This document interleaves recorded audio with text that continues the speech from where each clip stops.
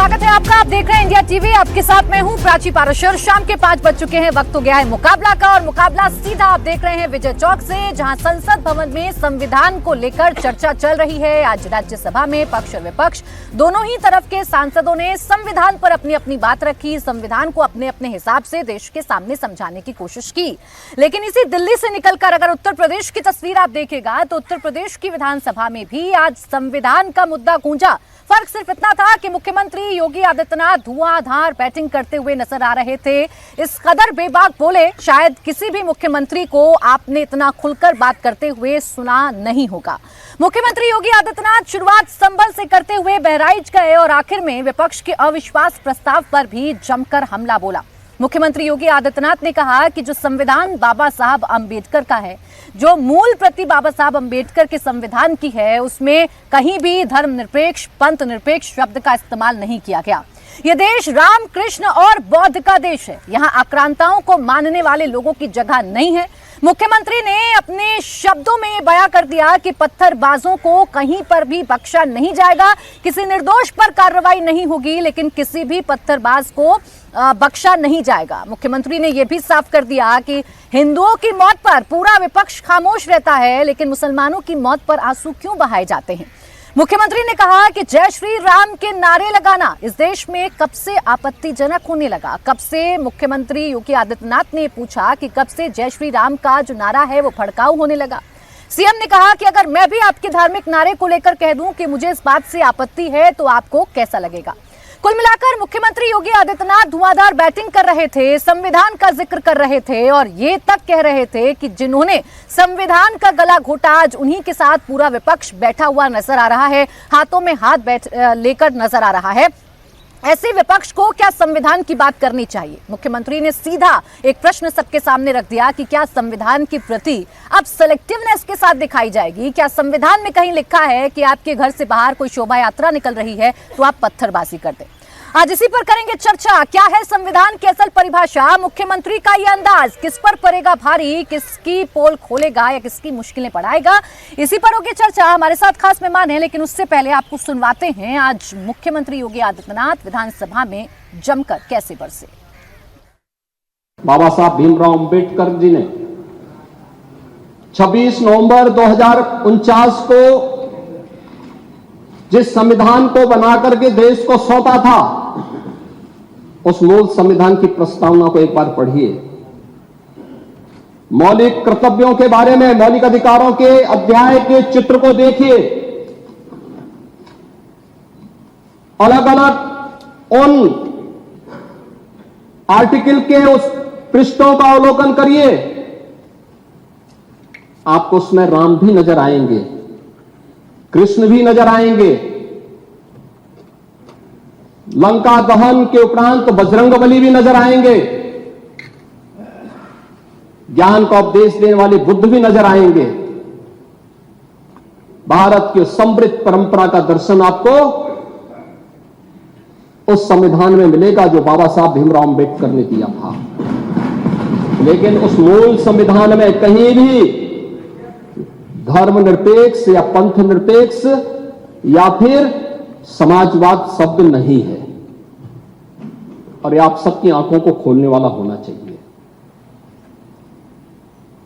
आप लोग संविधान में बदलाव की बात करते हैं। जिन लोगों ने संविधान का गला घोटा, उनका पिछलग्गू बन करके केवल सत्ता हथियाना चाहते हैं, जनता की आंखों में धूल झोंकना चाहते हैं। ये नहीं हो सकता। तो मुख्यमंत्री योगी आदित्यनाथ का ये अंदाज आपने देखा, संविधान को बहाना बनाकर कैसे विपक्ष को खरी खरी मुख्यमंत्री ने सुनाई है। इसी पर करेंगे चर्चा। हमारे साथ खास मेहमान हैं प्रदीप भंडारी जी, प्रवक्ता भारतीय जनता पार्टी, अजय कुमार पांडे, प्रवक्ता एलजेपीआर, विवेक सिलाज साहब है हमारे साथ, समाजवादी पार्टी के प्रवक्ता, अजय वर्मा नेता कांग्रेस, और कंचना यादव प्रवक्ता आरजेडी हमारे साथ हैं। आप सभी का बहुत बहुत स्वागत है। विवेक सिलाज जी, आप ही से शुरुआत कर रही हूँ। मुख्यमंत्री योगी आदित्यनाथ ने आज विधानसभा में खड़े होकर संविधान की भी व्याख्या की और बड़ा स्पष्ट संदेश दिया कि ये देश राम, कृष्ण और बौद्ध की संस्कृति वाला देश है और उसी हिसाब से देश चलेगा, अपनी संस्कृति के हिसाब से देश चलेगा। आप इस बात से इत्तेफाक रखते हैं? देखिए, देश को तो अपनी संस्कृति से ही चलना चाहिए, लेकिन प्रोवाइडेड अगर देश को संस्कृति से चलाया जाए तो।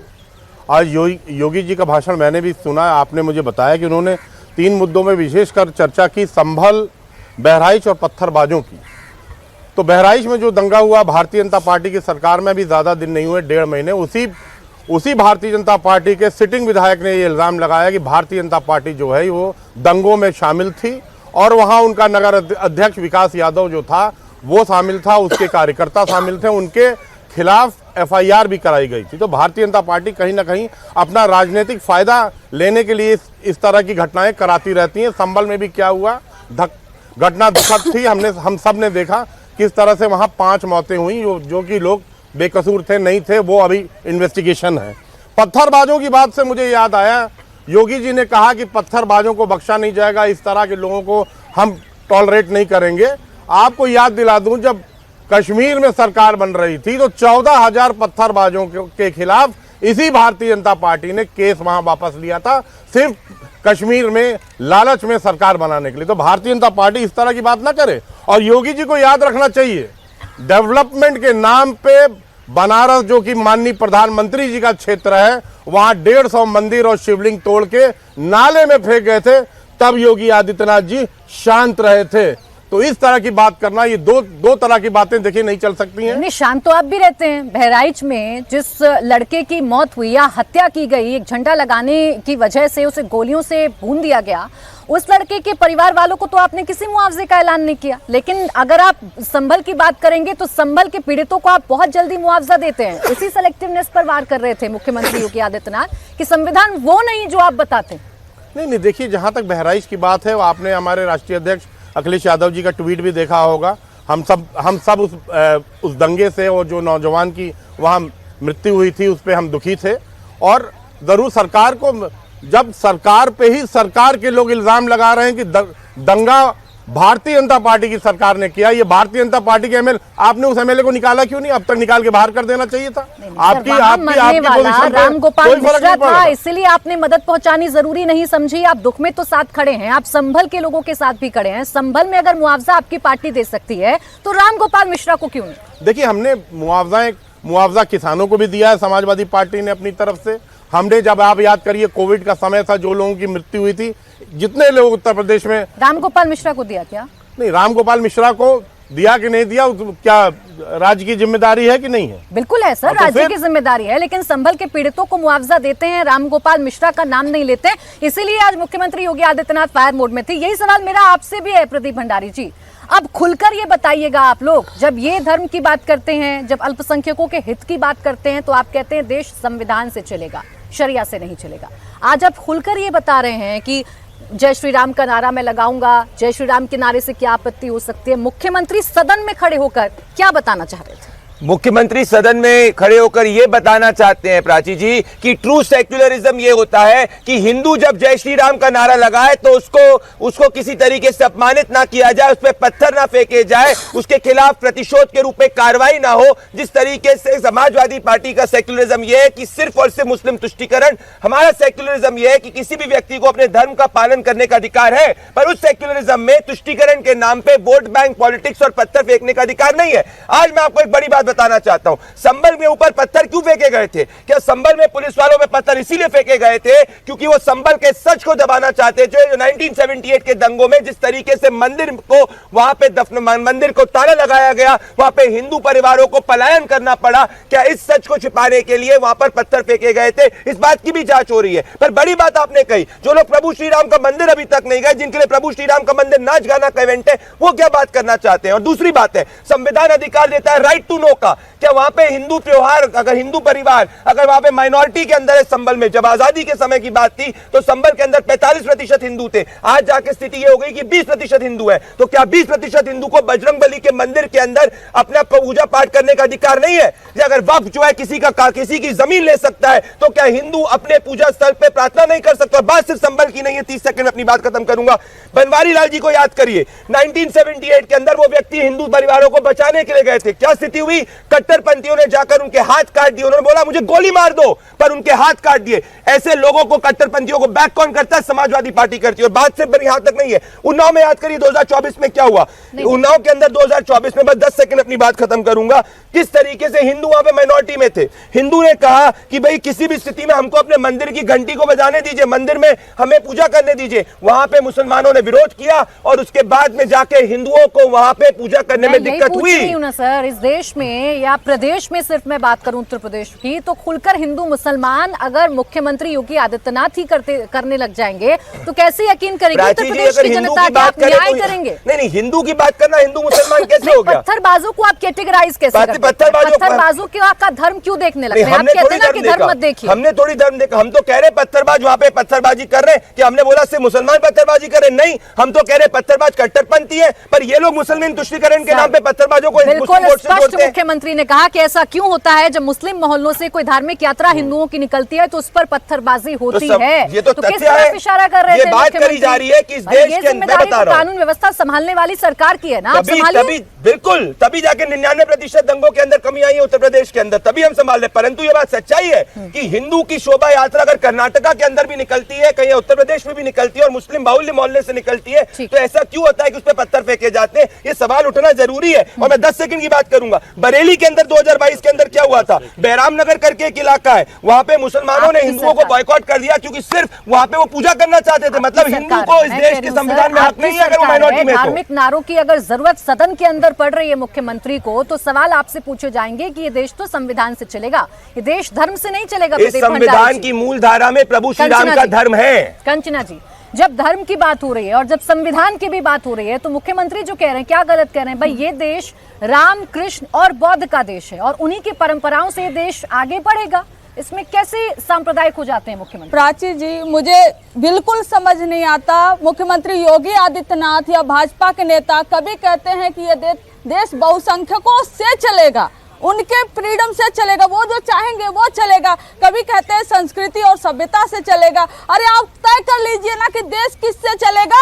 हम तो कहते हैं कि देश संविधान से चलेगा। और संस्कृति और सभ्यता की जहां तक बात रही, हमारा संविधान ही ऐसा बनाया गया है, इसलिए 2 साल 11 महीने और 18 दिन डिबेट करके वो संविधान इसीलिए बनाया गया था कि ताकि हमारे देश के संस्कृति और सभ्यता का एक अंश भी बाहर न छूटे, उसका उसमें संकलन हुआ। लेकिन नहीं, इनको अरे बदल दीजिए आप संसद को, आप विधानसभा को। जब आपको वही डिबेट करना है तो आप उसको रिलीजियस प्लेस में बदल दीजिए। क्यों वो संसद रहे, क्यों वो विधानसभा रहे? आप आइए और उसमें धर्म पे चर्चा करिए। और दूसरी बात सर, आप जो कह रहे हैं कि धर्मनिरपेक्षता बाद में उसको ऐड किया गया, बाद में नहीं ऐड किया गया। हकीकत यह है कि वो पहले से ही आर्टिकल में था कि कोई भी राज्य, स्टेट, सरकार इंटरफेयर नहीं करेगी धर्म के मामले में। और जो प्लेसेस ऑफ वर्शिप एक्ट है वो पहले से ही था और उसी को निचोड़ कर जो मुख्यमंत्री ने कहा कंचना जी, वो तथ्य के आधार पर कहा जय श्री राम के नारे से भड़कना ये तो देश की संस्कृति के खिलाफ है ना। और जो बात मुख्यमंत्री कह रहे थे वो संविधान, वो कानून, वो देश की संस्कृति के हिसाब से कह रहे थे। इसमें कहां धर्म की बात मुख्यमंत्री ने कह दी? मुख्यमंत्री जी बड़े सेलेक्टिव बोल गए। उनको यह नहीं दिखाई दिया कि कोई भी मस्जिद है तो उस पर जाकर भगवा झंडा क्यों लगाना है, उस पर तो वो नहीं बोले। वो बाइस्ट कर गए सर, सुन लीजिए, उस पर वो बाइस्ट कर दी। नहीं, गोली मारना किसी का अधिकार नहीं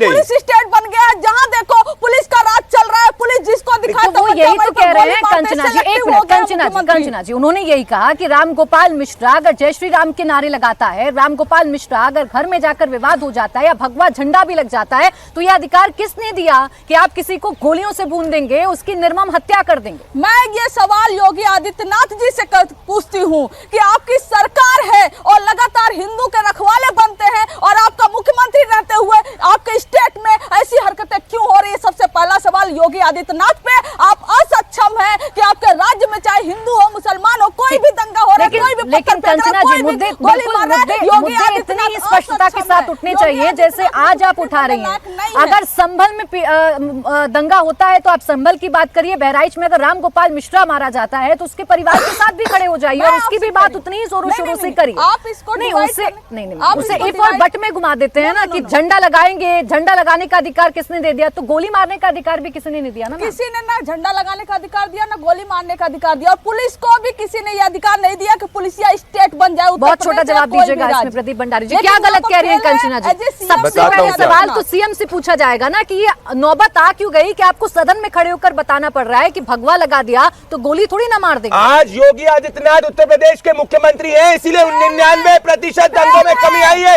आज योगी आदित्यनाथ उत्तर प्रदेश के मुख्यमंत्री और प्रधानमंत्री नरेंद्र मोदी जो प्रधानमंत्री है तभी प्रभु श्री राम का मंदिर बना है। और आज योगी आदित्यनाथ उत्तर मुख्यमंत्री है तभी जाके कैराना से हिंदू जो पलायन करके छोड़ गए थे आज वो वापस आ चुके हैं और ये जवाब देंगी संसद की। मैं कंचना जी से ओपन चैलेंज करता हूं, आपकी डिबेट में पिछली बार भी जवाब नहीं दे पाई।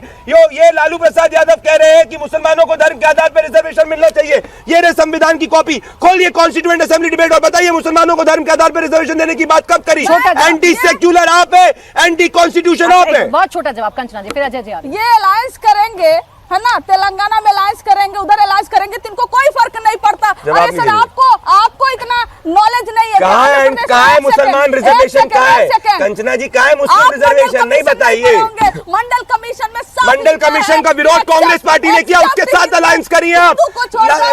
मंडल कमीशन का विरोध कांग्रेस पार्टी ने किया, उसके साथ अलायंस कर रही है आप। कंचना जी, जिस संविधान का मुद्दा आप लोग उठाते हैं उसी संविधान में साफ है ना कि धर्म के आधार पर आरक्षण नहीं दिया जाएगा। आपके नेता सीधा कहते हैं मुसलमानों को देना चाहिए आरक्षण। बिल्कुल बोलिए ना, बोलिए, आप इससे बोल रहे हो। आप मैं आपको पूरा मौका दे रही हूँ बोलने का। अदर देन हिंदू जो अदर रिलीजन है उसमें भी एक कास्ट सिस्टम का ग्रेडियंट होता है, यानी मिलना चाहिए। आधार पर आरक्षण हो सकता है। ये मंडल यानी मुसलमानों को आरक्षण मिलना चाहिए, अल्पसंख्यकों को आरक्षण मिलना चाहिए। आपका ये स्टैंड अभी भी क्लियर है? आपका स्टैंड यही क्लियर है कि मिलना चाहिए मुसलमानों को? मेरा स्टैंड है मंडल कमीशन के साथ है हम, और मंडल कमीशन में कास्ट सिस्टम हर एक रिलीजन में लिखा गया है। संविधान की किताब क्या वहीं पर याद आती है जहां का रंग हरा होता है, और जगह पर क्यों संविधान की किताब याद नहीं आती?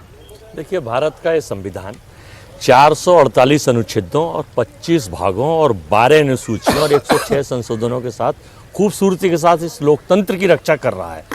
लेकिन 2014 से पता नहीं देश में क्या बदलाव की प्रक्रिया आई है कि केवल दिखावा वर्तमान परिस्थितियों से, फैक्ट से दूर। उत्तर प्रदेश के मुख्यमंत्री योगी आदित्यनाथ हैं, उन्होंने कहा था कि अब इस देश में अपराधी या तो जेल में है या ऊपर हैं। लेकिन रोज अगर क्राइम देखा जाए और एनसीआरबी की रिपोर्ट उठा के देखा जाए तो बाबा केवल, बताइए इसका मतलब इंटेलिजेंस फेलियर है उनकी, सरकार की फेलियरिटी है। दंगा हो गया तो कैसे हुआ, क्यों हुआ आखिर दंगा? जब बाबा ने कहा था कि पुराने वो दंगे होते थे, मेरे टाइम में नहीं होगा, तो सबसे पहला क्वेश्चन तो पूरे हिंदुस्तान के लोग पूछ रहे हैं कि आखिर बाबा दंगा हुआ। फिर आपको विधानसभा जो मंदिर होता है उस मंदिर के अंदर आप खुद ही, सरकार आपकी है, लोग आपसे सवाल ना पूछे, आप खुद ही सवाल के कटघरे में आ जाते हैं। संभल का अगर मुद्दा है, वो रस्तोगी जी जिनका वो मंदिर है, हर एंगल में, हर मंदिरों में मुस्लिम और हिंदू एंगल मत ढूंढा करिए। उन्होंने खुद लिख के दिया, मेरे पास उनका एक स्टेटमेंट है कि ये मंदिर उचित विग्रह के कारण, मूर्तियों की सेवाओं के कारण यहाँ पर कायदे से पूर्ति, खाना, भोजन उनका नहीं हो पा रहा है और मेरे पास व्यवस्था नहीं है, मैं इसको बंद कर रहा हूँ। लेकिन वो हिंदू मुस्लिम प्रेमी जितने हैं, जो अंधभक्त की श्रेणी में आते हैं, जो भाई प्रदीप भंडारी जी जैसे भाजपा के प्रवक्ता हैं, मैं इनसे अनुरोध करूंगा कि भैया ऐसे बहुत सारे हिंदू मंदिर हैं इस प्रदेश में और देश में, इस भारत में 20 लाख से ज्यादा मंदिर हैं, उनमें दिया बाती नहीं होती है, बहुत सारों में उन्हें बनाइए। और मेरा अनुरोध ये है कि संभल के इस मंदिर में जितने भी ट्रोल मीडिया, जितने भी थे और सब हिंदू मुस्लिम एंगल ढूंढ रहे थे, सब उसके लिए डोनेट करें, उस मंदिर को चमकाएं, उसे आगे बढ़ाएं, वहां विग्रह की, खाने की, मूर्ति की, पाने की व्यवस्था वहां करें। और सुन लीजिए, मैं उन पुलिस वालों से, वो मंदिर आ गया सामने तो रस्तोगी जी का रिटर्न स्टेटमेंट आपके पास आ गया, लेकिन क्या कभी आपने, आप तो कांग्रेस बड़ी पार्टी, सबसे पुरानी पार्टी, क्या अभी कभी आपने सोचने की कोशिश की कि 1978 के दंगे के बाद क्या बदला कि रातों रात लोगों ने पलायन करना शुरू कर दिया? वो मंदिर बंद भी किया अगर रस्तोगी जी ने, मैं आपकी बात को 1 मिनट के लिए मान भी लेती हूँ, तो ये अधिकार किसने दिया उस मोहल्ले को कि आप ढक देंगे मंदिर को, आप कुएं पर रैंप बना देंगे, उसके अंदर मूर्तियां मिली है सर आज?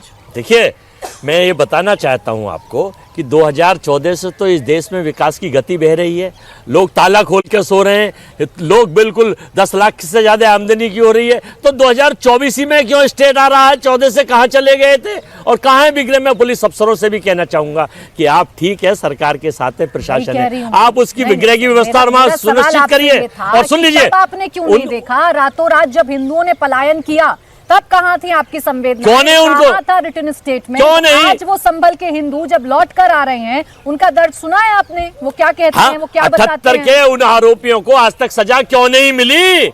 क्यों नहीं दी? हम तो उनसे भी फेलियर थे। पूछिएगा। नहीं, हम उनसे तो भी फेल नहीं पूछिएगा सर। नहीं योगी साहब और मोदी भाई, साहब उनसे भी पूछिए जो ना। विश्व गुरु हैं, नहीं भाई, उनसे वो भी बताएंगे ना। पूछिए, उनसे भी पूछिए और वो भी इनसे भी फेलियर थे, हम भी पूछेंगे। फेलियर हैं, हम ठीक है, सरकार में फेलियर है, नहीं मान है। लिया उन्होंने। सरकार अच्छा, में ठीक, तो अजय ये जी। हैं प्राची जी, अजय जी। उनको सजा क्यों नहीं दी? हमने अजय जी। हमने ट्वीट करा हमारी पार्टी ने। वही सरकार जिससे जवाबदेही की उम्मीद है, सदन में खड़े होकर खुद ही सवाल पेश कर देगी, तो वो सरकार किस काम की फिर? बिल्कुल।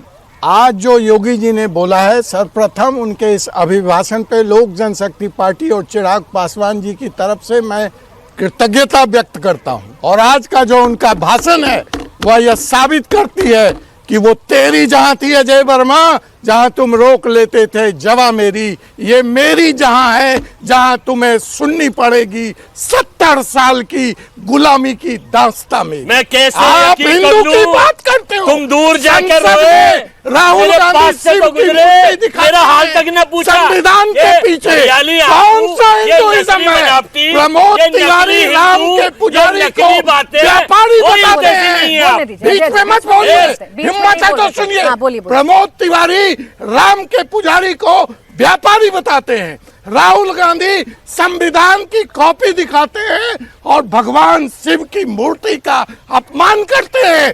कितना बर्दाश्त करेगा इस देश का हिंदू? 70 साल में आपके लिए नड्डा हिंदू, साहब कहते हैं आपके लिए मोदी जी हिंदू, अजय कुछ जी, देवताओं के भी राजा हो आप गए हैं। इनके साथ अलायंस में संबित हैं। पात्रा आप एक भाजपा इनके के साथ नेता alliance कहते में हैं हैं। वो सनातन भगवान धर्म जगन्नाथ की जी मोदी के भक्त अजय जी, हैं। प्लीज रुकिए। अरे शर्म कोरोना का करो, मरीज मुखौटे चेहरा क्या और शाल बताते हैं कपड़ियों, आपने? कभी कितने आप भगवान को बेइज्जत करोगे? पूछिए राहुल गांधी शर्मनाक, से। शर्मनाक आप जिंदगी है। समर्थन करते हैं, अच्छा अजय जी, पूछिए अगर भगवान को समाजवादी बेइज्जत पार्टी करने की से। बात है, वैसे तो मैं जा नहीं रही थी इस डिबेट में अजय जी, मैं आपको फिर कह देती हूँ, मैं ऐसे चर्चा नहीं करती हूँ। अगर कोई बीच में बोलता है, चर्चा अलग दिशा में चली जाती है, तो इंतजार करिए अपनी बारी का। विवेक जी, आपके पास आ रही हूँ। संविधान का हवाला दोनों ही पक्षों की तरफ से दिया जा रहा है, लेकिन उसी संविधान में हम क्यों ऐसा देखते हैं, संभल में दंगा हो जाए, 4 लड़कों की मौत हो जाए तो हमें दर्द नजर आता है, उनकी बात करना सेक्युलर है। लेकिन उसी संभल में 1978 में क्या हुआ, कैसे 209 हिंदुओं की हत्या हो गई, कैसे हिंदुओं ने पलायन कर दिया, उसकी बात करना सांप्रदायिकता हो जाता है। देखिए, जैसे कि हमारी डिबेट चल रही थी कि योगी आदित्यनाथ जी ने आज क्या कहा, तो जब भारतीय जनता पार्टी के लोगों ने और उनकी सांसद करण दलजाले जो कर्नाटक से आती हैं, उन्होंने बताया कि मोदी जी जो हैं वो प्रभु श्री राम से बड़े हैं, उसको भारतीय जनता पार्टी के कितने मंत्रियों ने रिट्वीट किया और उसका परिणाम क्या हुआ कि उनको सांसद से राज्य मंत्री का दर्जा मिल गया। तो क्या मोदी जी आज प्रभु राम श्री राम से बड़े हो गए भारतीय जनता पार्टी के लिए? और देखिए, इनका नारा क्या था, जो प्रभु राम को लाए हम उनको लाएंगे। अरे तुम हो कौन प्रभु राम को लेकर आने वाले? तुम्हारी हैसियत क्या है कि जो आदिकाल से हमारे त्रेता युग से भगवान विष्णु के अवतार हैं, उनको आप लेकर आएंगे? देखिए, जय श्री राम बोलना के लिए प्राची जी, एक मिनट, जय श्री राम बोलना बिल्कुल सही है, जायज है, कोई गलत बात नहीं है इसमें। लेकिन जय श्री राम का नाम लेके लोगों को जूते मारना, उनके मुंह पे पेशाब करना, उनको घोड़े पे ना बैठने देना, डीजे ना बजाने देना दलितों को, ये गलत है, यहां आपत्ति है और कोई बात नहीं है। योगी जी ने एक अच्छा काम किया था मोदी जी से सवाल पूछ के कि बांग्लादेश के हिंदुओं के लिए आप क्या कर रहे हैं? वहां बांग्लादेश में हिंदू काटे जा रहे हैं, हिंदुस्तान की सरकार क्या कर रही है? क्या यूएनओ में गई? नहीं गई, क्योंकि वहां से इनको कोई फायदा नहीं है। हाँ। इसीलिए वहां कटे मरते हैं मरे, हाँ। कोई फर्क नहीं है। ये दोहरी नीति जो भारतीय जनता पार्टी ने हिंदुओं के लिए अपनाई हुई है ना, इससे देश नहीं चलेगा। देश की विवेक जनता जी, आपने इन पर जितने सवाल पूरी करे तरह से किए, समझ उन रही तमाम है। सवालों का जवाब प्रदीप जी देंगे। बस मेरा सवाल रह गया सर, मैं ये पूछ रही हूँ, संभल में दंगे में मारे गए लड़कों का दर्द अगर दर्द है, उसकी बात करना अगर सेकुलर है, तो उसी संभल में 1978 में मारे गए हिंदुओं की बात करना या उनके विस्थापन की बात करना, ये कैसे सांप्रदायिक हो जाता है? नहीं, सांप्रदायिक बिल्कुल नहीं। 1978 में पता नहीं कितने लोग थे, नहीं मुझे तो नहीं याद है, मैं बहुत छोटा रहा हूँगा, लेकिन वहां पर अगर इस तरह की घटना हो तो उनका विस्थापन होना चाहिए। विस्थापन तो भारतीय जनता पार्टी कश्मीर में भी कर रही थी। 2014 का मैनिफेस्टो उठा के भारतीय जनता विवेक जी, पार्टी आप तो छोटे थे, लेकिन आपकी पार्टी के सियासतदान तो बड़े थे ना विवेक जी। 6,000 पंडित परिवारों को 1978 के दंगों के कश्मीर में बाद बसाया जा अगर रहा बीजेपी था। कर रही लेकिन है एक तो भी वो सही परिवार है को या आज नहीं? तक नहीं बसा बस पाया। इतना बता दीजिए, 1978 में मारे गए हिंदुओं की बात अगर बीजेपी करती है या मुख्यमंत्री योगी आदित्यनाथ करते हैं तो वो सही है या गलत? उनका विस्थापन कराएं, सही है गलत? बिल्कुल कराएं। समाजवादी पार्टी साथ में। लीजिए प्रदीप भंडारी जी आपके साथ खड़े, विवेक जी इससे बड़ी बात कुछ नहीं कह विस्थापन सकते कि आप कराएं तो सही। विस्थापन कराइए, और अगर आप उनकी बात करते हैं तो ये गलत नहीं है, करिए, लेकिन थोड़ा तरीके से। देखिए इनका तरीका क्या है, ये जय श्री राम की बात कर रहे थे। आज देश अच्छी तरीके से जानता है कि 2 साल हो चुके हैं और अभी 1 साल ऊपर हो चुका है और अभी तक प्रभु श्री राम के मंदिर में अखिलेश यादव, डिंपल यादव, राहुल ये तय करेंगे कौन कहाँ कब जाएगा। Ajay ji, freedom of speech Bharat का संविधान देता है। Freedom of living, freedom of religion. बताइए अब तक घोषित कर्फ्यू है, बताइए कि आप जो कहेंगे वो हम पहने, आप जो कहेंगे वो हम खाएं, आप जो कहेंगे वो हम दर्शन करें। तो आप चिट्ठी लिख के भेज दीजिए कि आपको ये करना है। आप तो सिर्फ मूर्ति का अपमान करेंगे, संविधान हिंदू को हिंसक बताएंगे। एक मिनट अजय वर्मा जी, मैंने आपको ब्रेक पर जाने से पहले भी समझाया था, मैं आपको फिर समझाती हूँ सर। मेरे डिबेट में सब सलीके से बात करते हैं, कोई किसी के बीच में नहीं आता। और रही बात आपके अधिकार की, संवैधानिक अधिकारों को छीनने की, तो सर प्रभु श्री राम कहते ना आपके भी हैं, उनके मंदिर में अगर आप चले जाते तो क्या बिगड़ जाता? प्रभु श्री राम के मंदिर में जाकर दर्शन कर लेते तो क्या बिगड़ जाता? अजय जी पहले आप ही कंप्लीट कर दीजिए, फिर आर्य भंडारी जी आपके पास। बताइए नाच गाना क्यों कहते हैं आप इस कार्यक्रम को, जो प्रभु श्री राम के प्रोडक्ट किया जाता है? सर प्रभु श्री राम के मंदिर में जो कार्यक्रम होते हैं उनका उद्घाटन होता है, जो इंतजार 500 सालों से किया जा रहा था, आप कहते नाच गाना हो रहा था? जी नहीं, जो लोग डीजे बजा के फुअड़पंथी करते हैं, गाली गलौज करते हैं, नहीं जो लोग, मैं उस जुलूस आपके नेता ने पर्टिकुलरली राम मंदिर का नाम लेकर, उस कार्यक्रम का नाम लेकर बोला जी नहीं, था। बिल्कुल इस तरह से नहीं कहा। पता है, मेरे पास स्टेटमेंट है। बिल्कुल ठीक। प्राची जी, मैं आपको बताना चाहता हूँ कि हम लोग सुन लीजिए, हम लोग भगवान को पॉलिटिसाइज नहीं करते।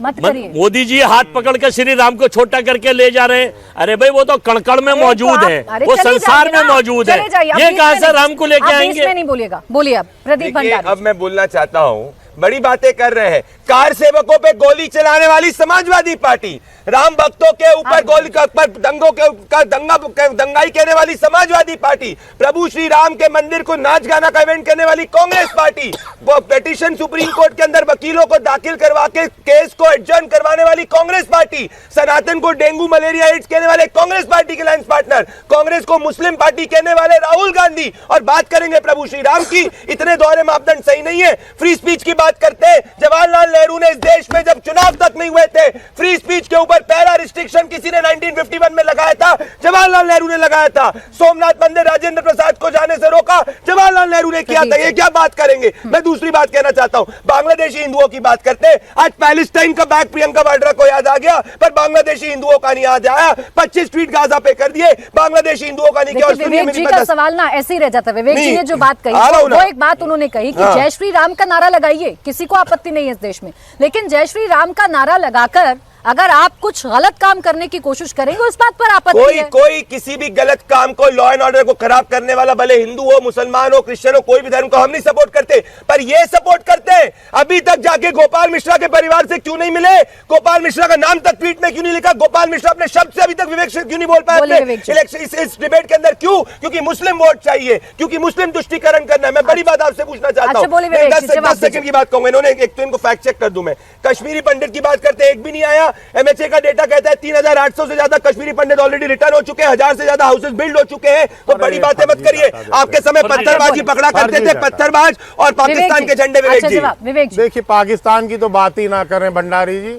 आप तो वो लोग हैं जो कि पठानकोट में पाकिस्तान से ISI को बुला के हिंदुस्तान में, अरे हम वो लोग हैं जो सर्जिकल स्ट्राइक करते हैं, आप वो लोग हैं जो सर्जिकल स्ट्राइक का प्रूफ मांगते हैं। वो नहीं बोल रहे थे बीच में, हाँ बोलिए। पाकिस्तान की ISI को बुला के हिंदुस्तान में जांच कराना, ये सब कारनामे सिर्फ भारतीय जनता पार्टी कर सकती है और कुछ नहीं। और संविधान की बात करते हैं, जब संविधान पर चर्चा हुई तो प्रधानमंत्री मोदी जी तो सदन में थे ही नहीं, यही बताता है कि संविधान कैसी बातें कर रहे हैं, क्या संविधान फेक को न्यूज़ की बात लेकर कर रहे हैं? उसमें अखिलेश यादव सुनिए, अखिलेश यादव मुस्कुरा रहे थे, फिर अखिलेश यादव को नहीं उठाया गया था कि जब प्रधानमंत्री नरेंद्र मोदी जी बोल रहे थे, उसके पहले अभिजीत गांगुली बोल रहे थे, तब भी पीएम थे। नहीं, फेक न्यूज मत फैलाइए। अखिलेश यादव का वीडियो दिखाऊं? बोले कंप्लीट करिए विवेक जी, कंप्लीट करिए। देखिए, भारतीय जनता पार्टी दोहरे मापदंडों से चलती है। जैसे मैंने बताया है कि बांग्लादेश के हिंदुओं से इनको कोई मतलब नहीं है, क्योंकि इनकी राजनीति को नहीं सूट करता है। यहाँ पर कोई एजेंडा उठा के देखिए, आज की डेट में आप ये कहते हैं कि 2047 तक भारत पूरा विकसित हो जाएगा,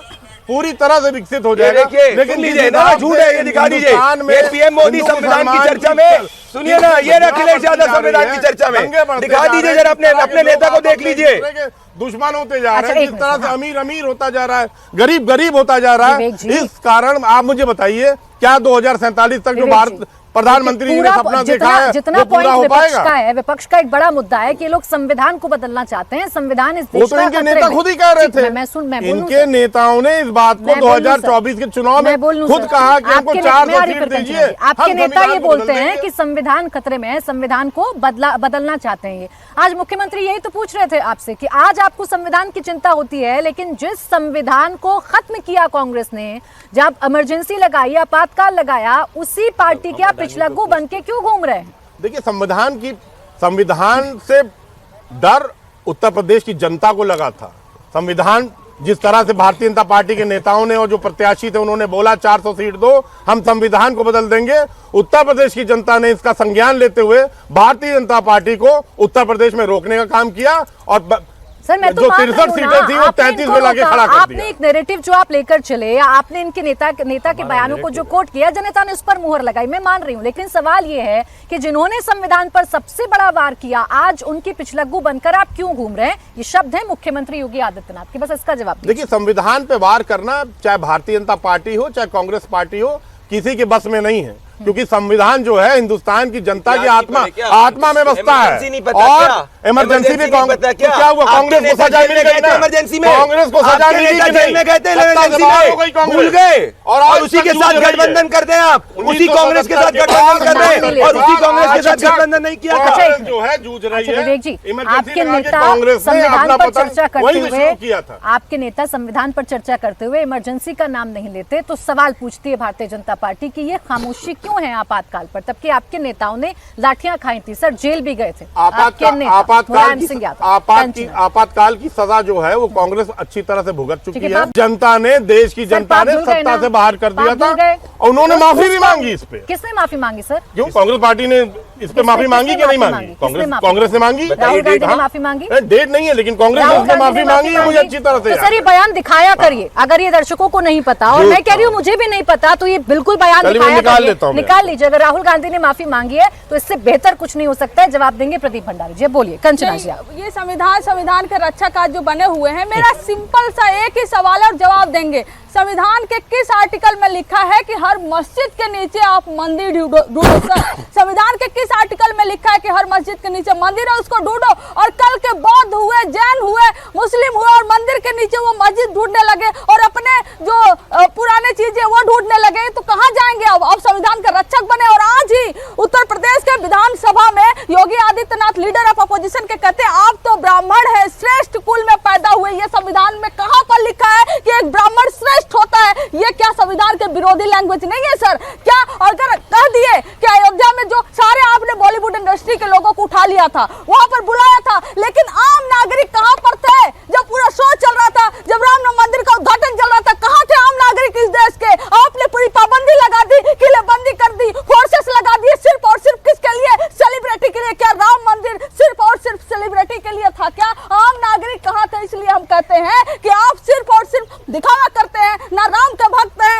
ना राम को चाहते हैं आप, ना संविधान को मानते हैं आप, और संविधान को जिस तरह से चीर रहे हैं आप, वो पूरा साफ साफ दिख रहा है। संविधान में कहीं नहीं लिखा है कि मस्जिद के नीचे आप मंदिर ढूंढिए। बिल्कुल मैम, बिल्कुल किसी भी मस्जिद के नीचे मंदिर, हर मस्जिद के नीचे मंदिर नहीं ढूंढा जाएगा। लेकिन ये जितने भी केसेस हैं ये कोर्ट से आ रहे हैं ना, उसी संविधान में हमारी न्यायपालिका को मान्यता है ना। अगर कोर्ट का फैसला नहीं मानेंगे तो फिर संविधान को कैसे मानेंगे? कंचना जी, इलाहाबाद कोर्ट के एक जज ने कहा ये देश बहुसंख्यकों से एक चला और चाहिए। झूठ, क्या ये सच है? एक और झूठ, क्या ये एक सच और है? झूठ, क्या एक और झूठ, क्या ये रहे जो आप मजदूर अगर जिन्होंने प्रभु श्री राम का मंदिर बनाया था उन पे फूलों से वर्षा हो रही है, दिखाइए। ये आरजेडी की फेक न्यूज टैक्सी नहीं चलाऊंगा मैं। नहीं, इन्होंने फेक न्यूज बोला। प्राची जी 10 सेकंड दे दीजिए। नहीं अरे भैया आप हर में फेक कहा अयोध्या के आम लोग नहीं थे। अच्छा ठीक, अजय जी मैं आ रही हूँ। 10 सेकंड मुझे दे दीजिए, 5 सेकंड। बहुत छोटा बोलिए। आरजेडी की प्रवक्ता ने कहा प्रभु श्री राम के प्राण प्रतिष्ठा में कॉमन लोग नहीं थे। ये नहीं प्रधानमंत्री नरेंद्र मोदी की फोटो पुष्प वर्षा करते हुए जिन मजदूरों ने प्रभु श्री राम के मंदिर को अपने खून पसीने से बहाया। Fake news, anti Dalit RJD, anti Janata RJD, anti Ram RJD. Pradeep Bhandari ji और कंचना जी कह रही थी कि अयोध्या के आम लोगों को नहीं बुलाया, सेलिब्रिटीज के लिए आपने सुरक्षा व्यवस्था लगा दी, उस बात का जिक्र कर रही थी। मैं करेक्ट कर देती हूँ बस थोड़ा सा। अब अजय जी आपसे मेरा सवाल, जो कंचना जी बोल रही हैं उसमें क्या गलत बोल रही हैं? संविधान की दुहाई आप देते हैं, फिर आप उस पर धर्म लाकर बिठा देते हैं, फिर आप ये बताते हैं कि जय श्री राम तो मैं बोल कर रहूंगा क्योंकि मैं हमेशा से बोलता रहूं। अरे कौन रोक रहा है जय श्री राम बोलने से? अगर जय श्री राम बोलने से इस देश में रोका ही नहीं जाता तो शायद ये सवाल आज खड़ा नहीं होता।